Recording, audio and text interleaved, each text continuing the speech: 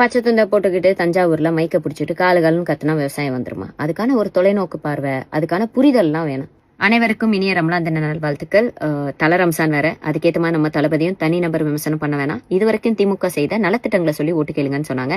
சரி, ஜல்லிக்கட்டு கால animal husbandry மாடு இதை பத்தி பேசலான்னு பார்த்தா ஜல்லிக்கட்டுக்கு என்னமோ நான் தான் காப்பி ரேட் எடுத்து வச்சிருக்க மாதிரி பேசுவாங்க சில பேர். அதனால வேளாண் துறையில திமுக எவ்வளவு சிறப்பா இருக்குன்றதை பத்தி பார்க்கலாம். இது கடந்த கால அதிமுக ஆட்சிக்கும் திமுக ஆட்சிக்கும் இருக்கக்கூடிய ஒப்பீடு தான். இது வரைக்கும் சேமிப்பு திறன், அதாவது வேர் ஹவுசிங் வந்து 1 லட்சம் மெட்ரிக் டன்னா இருந்தது, இன்னைக்கு 6 லட்சம் மெட்ரிக் டன்னா இன்க்ரீஸ் ஆயிருக்குங்க. இது வரைக்கும் ஊக்கத்தொகையா வந்து அதிமுக ஆட்சியில ஒரு 50ல இருந்து 80 ரூபா கொடுத்துட்டு இருந்தாங்க. இந்த வாட்டி திமுக ஆட்சியில வந்து 130 ரூபால இருந்து 150 ரூபா வரைக்கும் கொடுத்திருக்காங்க. அதே மாதிரி சாகுபடி பரப்பளவு 57 லட்சம் ஹெக்டர்ஸ்ல இருந்து இன்னைக்கு 62 லட்சம் ஹெக்டர்ஸா மாறி இருக்குது. இதெல்லாம் வந்து திமுக செய்த சாதனைகள். இதெல்லாம் கூகுள்ல பார்த்தாலே தெரியும். எங்க இத்தனை வருஷம் நம்மளுக்கு தெரிஞ்சது ஷூட்டிங் தொல்லாம், அதை எடுக்க போறோன்ற பேர்ல தான் 50 பேரை கொண்டு விட்டோம். சரி, ஓகே. ரமலான் தின நல்வாழ்த்துக்கள்.